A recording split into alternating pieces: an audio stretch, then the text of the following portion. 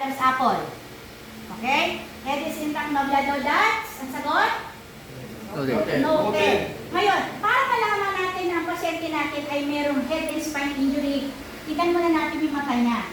Kapag ang mata niya ay nagkaroon ng raccoon's eye, yung parang nangitim, parang black eye, hindi naman siya nasuntok, may black eye, pwede natin i-assume na ang pasyente natin ay mayroong head injury. Ngayon, wala tayong nakita, tingnan natin yung likod ng kanyang tenga. Kapag sa likod ng tenga ay mayroong pasa, ito yung tinatawag natin battle sign. Battle as in battle, pakikipaglaban.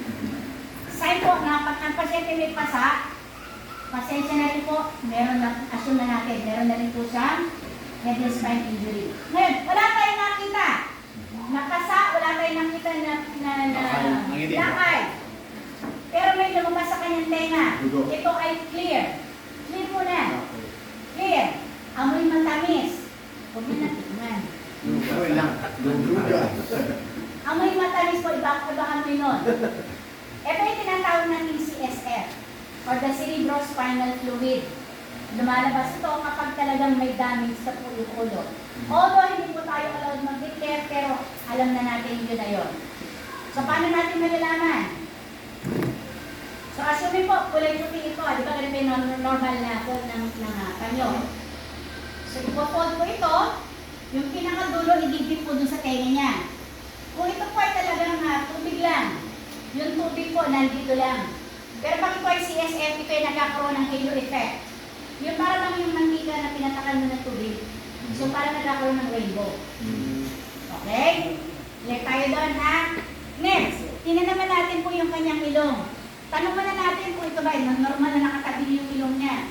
Di ba like for example si Owen something, yung meron ng actor? Di po ba? O di ba talagang normal din na sabi niya. Tanong muna natin. Next yung panga. Baka yung panga niya namasyal na. At of course the Adam's apple. And girls, the Adam's apple din po tayo. Hindi lang ito kasi visible lang sa lalaki. Okay? Next din natin. Unahin na natin dito sa kanyang shoulder. Push down. Pull up. Again, pagula itong nag-crack. Shoulder is intact, no blood, no dots. Noted. Sa dibdib naman tayo. Lalaki to, right? So ang gagawin natin mula sa gitna, pa-slide. Tingin. Chest is intact, no blood, no dots. Babae ito, hindi pwede yun. Pwede. Yan sa babae pwede. Kaya hindi rin po. Puro noted yan. So sa baba, at pasyente natin ay babae, magdasal na tayo. Yun lang. Praying position po tayo. So lalagay po ito dito, bibilihan. Pagdating sa dalawang bundok, tsaka tayo magsuswipe. Ngayon, ang tanong na natin dito, instead of chest is intact, this time is rib cage is intact. Kasi ang tinignan natin ay yung rib cage niyan. Kapag ito guys ay may possible na fracture, broken ribs, mararamdaman po natin yung sa pagbili natin. Yes. Assuming wala, chest is intact, no blood, no dots. Okay. Sa tiyan naman tayo. Actually, ang totoo po, meron tayong 6 quadrant. Pero ang mas importante po is 4 quadrant. Yung 4 quadrant po, meron tayong upper right quadrant, lower right quadrant, lower left quadrant, and upper left quadrant. Sa bawat quadrant na yan ay may internal organ na nakapaloob. Ngayon, itatanong natin sa pasyente. Kunyari, sir, alin po ba masakit? Kunyari niya, tinuro niya ay lower left, lower right. Hindi na, kasi ang gagawin natin, didiinan ito. Hindi natin uunahin ito kasi pag inunan natin ito, maghahawa-hawa yung kirot. So, ihuhuli yan. So, pag sinabi huli, hindi pwedeng pa-cross. So, it's either clockwise, then start tayo sa upper right, upper left, lower left, ito yung huli, lower right. Or counterclockwise, start tayo dito sa lower left, upper right, dito ulit ang huli natin. So, kunyari, clockwise, hindi inan to. Tatapagdiin, tatanong, sir, masakit po ba? Kunyari, sinabi niya, hindi. Release. Sir, masakit po. Kunyari, sinabi niya, hindi.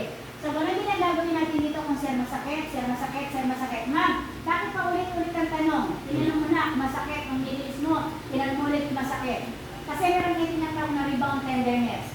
One of them yung sinasabi natin na appendicitis. Lahat po tayo may appendix. Pero hindi lahat may appendicitis. Again, diba, itis is inflammation. Ngayon, pag pinindot natin, tanong natin kung gaano kasakit. Tapos yun po yung i-refer natin.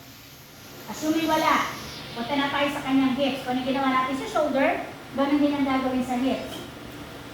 Dito po nag-adjust po si victim, ha? Nag-adjust po si victim para sa akin. Sabay ka natin.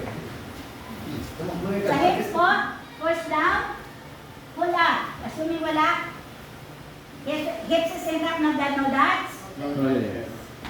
Kung ito ay lalaki at na-aksidente, nagkakaroon nito ng unusual erection. Biglang nagpa-plug ceremony yan. Bakit? Di ba na tumitigas yan? Yes! Supply ito na yan.